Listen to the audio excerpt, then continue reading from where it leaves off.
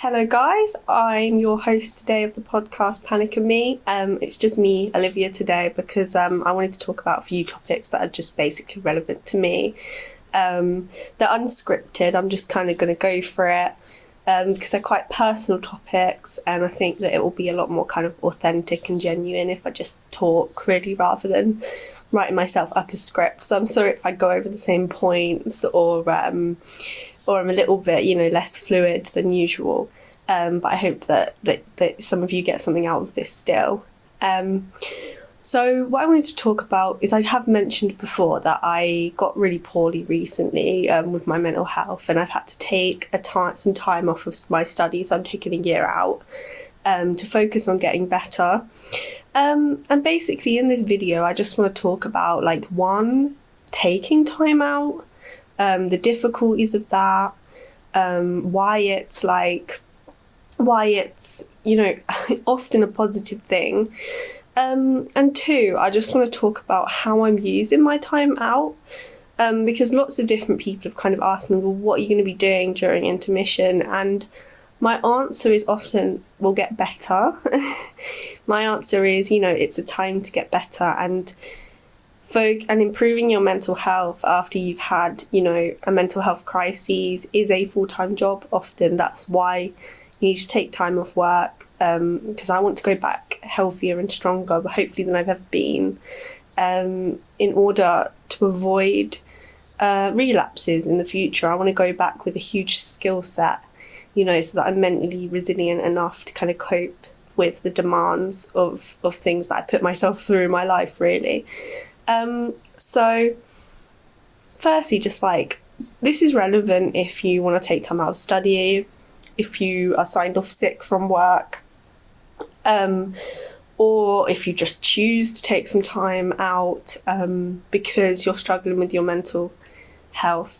I think the first thing to say is that it's an incredibly valid thing to do.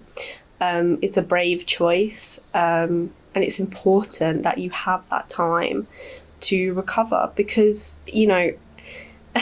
going through depression, anxiety, similar disorders are exhausting, and often, like I said, managing those symptoms, especially during before you've had therapy and before you've developed loads of skills, is a full-time job in itself. So doing that on top of studying and on top of working is sometimes too much, and that's okay. I'm not a failure for taking a year out. I am so grateful and privileged that I have the opportunity to take this year out. I understand that some people don't have that ability, don't have the situation or the financial backing to do that. But if that is a decision that you make, it's a decision that you can do, then it's valid, completely valid. And that's really important to internalize that, because at the beginning, I did feel like a bit of a failure. I felt like over the next year I would completely lose validity in the eyes of everyone who supported me previously. I thought that I wouldn't be involved in stuff, and I would be looked down upon, or and sometimes people say to me that I shouldn't be talking so openly about the mental health issues I have, because it will mess with my my employability prospects and things like that. But quite frankly, if there's an employer who sees me as only my diagnoses and doesn't see me for my skills, quite frankly, I don't want to work for them. The civil service has been excellent and deferred my offer for a year, so that I can have the breathing space, to get better, really. So, I think as well, you might be aware that you might be questioned about a gap in your CV or whatever. But ultimately, I wouldn't worry about it, because if a job judges you for having to take that time out to get better, then they're not going to support you with reasonable adjustments, and it's probably not going to be a very good place to work anyway. So, I think that when you're ill, that becomes your top priority. Your health becomes your top priority. And there are negatives, obviously, to taking a year out, you know, financially, and just socially and everything, and admitting that you're ill. But ultimately, you have to make this decision for yourself if you've reached that point. You know, I reached that point where I just said, I just need everything to stop and I just need to work on getting better, because I can't keep stumbling from hard times to hard times to hard times, you know, producing and being productive but hating it, you know, and being tired and sad and not as well as I could be. So yeah, I think that's basically what I wanted to say in terms of actually taking time off is it's valid. If any of you are like considering stuck between what we call intermission from studies, taking time out of studies, taking time out of work, obviously you know yourself and your situation best. Some people, you know, would suffer more from taking time off because they wouldn't be doing anything. But I physically reached a point where I could not go on. It was not that I chose to take time out, really. It was that I could not go on. My body and my mind would just not come with me. So I had to kind of, you know, I had to stop. I had no choice. But, you know, if you're catching yourself a little bit earlier and you're going down, you feel yourself going down a spiral, then actually catching yourself earlier is probably better. If you catch yourself before you hit crisis point and before you hit rock bottom, you could take a shorter time out, you know. You don't have to leave it to the point that you're literally, you know, on your last leg. You can take time off before that point, and sometimes it's important to do so. Obviously you have to consider like financially and all of these kind of aspects, but you know, where there's a will there's a way, and I think it's important that if you need time out, to find a way to do so, even if that's living more modestly, moving in with family for a little while, you know, applying for disability benefits if that's relevant, and getting that support and like funding you need. Obviously, you know, sick pays and all these different things. You might have less money than you usually do, but that is, you know, sometimes a sacrifice worth making for having time to recover. So I thought I'd just say, like, on a more positive note, I thought I'd say about what I'm doing during my time off, because that's a question I keep getting. What are you going to do during an intermission, like it's a gap year? And, you know, I say really recover. The university says rest and recuperate, so I just hit the table. And but it was important to me that when I was taking time out from my degree, that it had a purpose and a plan. So I did have ideas, and they've changed a little bit, and that's fine. But I'm just spending the vast majority of my time just focusing on my mental health, which is something I haven't really been able to do, obviously, while being so busy at Cambridge. So I will talk you through some of the things I've been doing. So the first, like, really significant thing that I started doing was downloaded the Headspace app.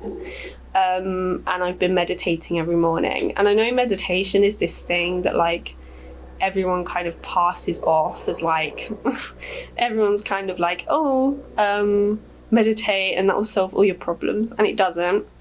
But it does help to reduce the distress you feel at certain emotions, thoughts, and sensations. So for me, you know, sensations have always been a huge source of distress, whether that be like chest pain, difficult, you know, like tight throat, headaches always cause me a lot of distress. And then by stressing out at these things, I am then more distressed, and that's where the spiral goes. So meditation is kind of teaching me to be able to sit with that discomfort, to be able and think it's just a sensation.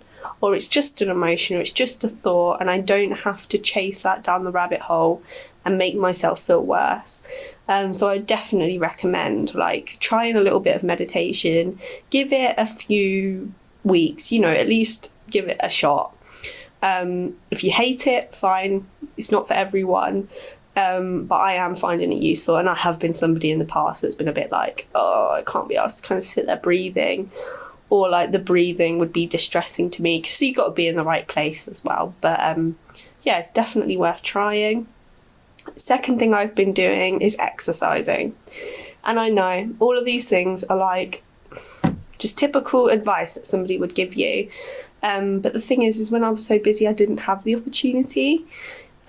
So I've been, again, actually using Headspace, and I'm doing like their Get Moving with Kim thing, which is really good. Just a bit of like Pilates and yoga and a bit of strength and mobility training. I've gone for a couple of runs, but it's not my favourite type of exercise. I more prefer the Pilates and things like that.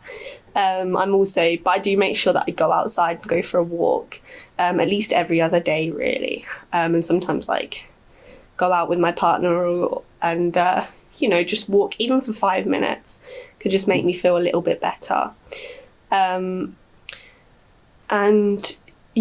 So those are actually the two main things that I've been doing every single day to make me feel better. And obviously I've also been carrying on with my medication. I have been for another assessment with Cambridge's psychological wellbeing service. So I'm now on the waiting list, which I think is rather long, for what they call step 3 CBT, which is high intensity cognitive behavioural therapy. I'm not sure too much what it'll entail. I'm feeling a little bit about it because I've done CBT before, but who knows, maybe this time will be different. And it's important, to engage with everything you're offered. I might express my worries to my doctor, but I've also gone for a blood test yesterday, just to see if any of the symptoms I'm having has a kind of biological cause. It might be low on anemia or vitamin D or something, because during the mental health crisis I stopped eating properly, and that's the thing, is the fallout of a mental health crisis is huge, not just mentally but also physiologically, and biologically and everything, because you don't sleep properly, you don't eat, and that can have consequences down the road. So I'm probably going to be put on some kind of supplements when my results for the mental health for the blood tests come back. So it's important to kind of rule out any kind of physical contributions to it as well. I'm also part of a peer support group run by Mind, which is awesome. A 12-month support group with people who recognise certain symptoms of personality disorders in themselves. And I know that personality disorder is a really, really scary word. But one of the most common personality disorders, which is commonly known as borderline personality or disorder, but has been kind of up, more recently is being called emotionally unstable personality disorder.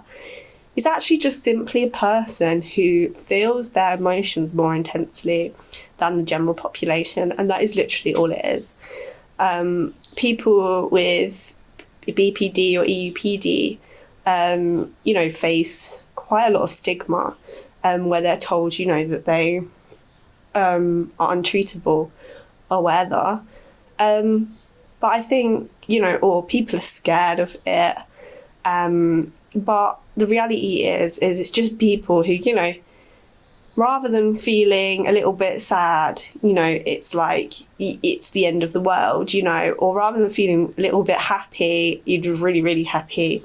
And it's the way it differs from say bipolar disorder is these mood shifts are for a couple of hours, for a couple of hours or a couple of days max, whereas the bipolar goes for potentially weeks at a time and comes down like this. So the treatment for a personality disorder is simply giving the person the skills to deal with these intense emotions. Other people might naturally be able to self-soothe when they're sad or angry, but somebody with like EUPD might struggle, simply because the normal skills that we're taught as a child or, taught by society isn't actually enough to cope with this intense emotion. And it is exhausting. I mean, I don't have a diagnosis of EUPD, but I have EUPD close relatives in my family have personality disorders. And I do recognise like certain traits in myself, and that might be learned behaviour. It might be that like I've seen the people in my life act in a certain way and I've kind of like learned that growing up. Or I might have a personality disorder, who knows? But it doesn't really matter because these skills can be used by anyone. Because I'm having a really tough time, like I've said, it's been actually awesome. And the people in the group are really, really lovely. Obviously, because of confidentiality, I can't discuss the group too much. But it's really, really positive. And every single area has a mind, and every single mind runs support groups that are needed in their area, if that makes sense. So potentially I've seen some carer support groups, because in Cambridge, the charity Rethink run carer support. So Mind isn't going to bother because it's just treading on each other's toes. Or if the NHS say had a really good, I don't know, service for people with personality disorders, Mind might not bother. But it's when the other third sector or NHS are lacking in that particular area, Mind kind of comes and fills the gap, which I think is awesome, and really, really helpful. So if you're struggling with any particular problem and you can't seem to find any support through the NHS, it might be worth logging in and seeing what your local Mind runs in your area. So yeah, I'm doing all of that, engaging in therapies, meditating. Another thing I'm doing is I am journaling quite a lot. So I have what in Mind they call the me book. But I kind of just, it's a bit of a book of everything. It's my book of everything. I'm writing it when I'm angry. I write poetry in it. I write notes from books in it. And because that's another thing that I've been doing a lot of. I've been listening to loads of audiobooks. So I've listened to Reasons to Stay Alive when I was really at my lowest.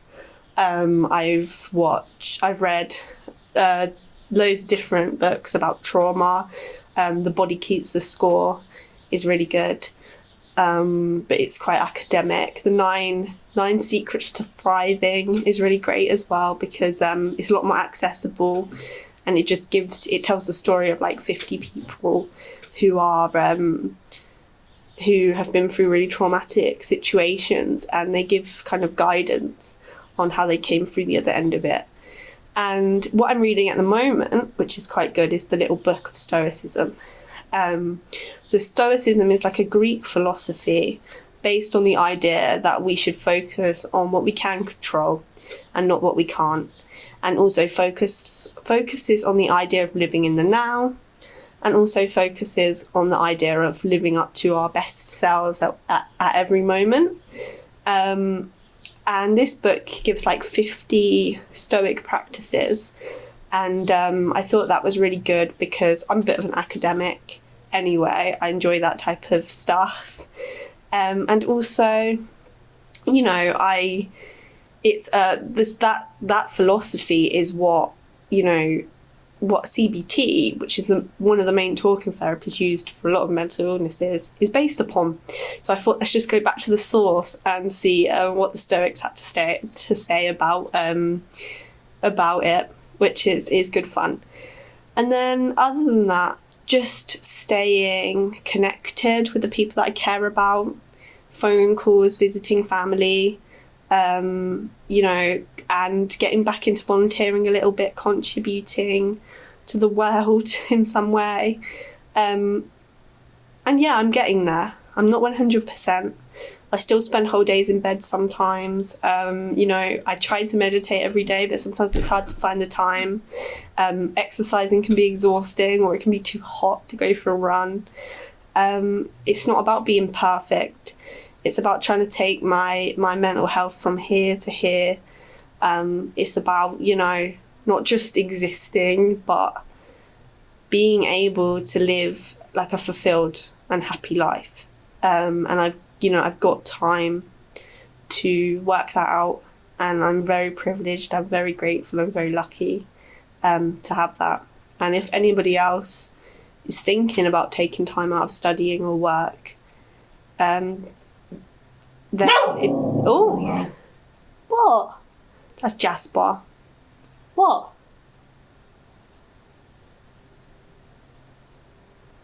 Sorry. But yeah, if anyone else is thinking of like taking time out of work or studies, I think really do consider it. It's not just going to be, or it doesn't have to just be boring waste of time. There's so many things that you can be doing to improve yourself and your mental health in that time. And I know some people might be forced to take that time out of work or study as well. And if you have been, again, there's so much that you can be doing to spend that time and improve it for yourself. So yeah, sorry for like all the rambling, but I hope that there was some things of value in there for some of you. And I'll see you and speak to you soon. Thank you.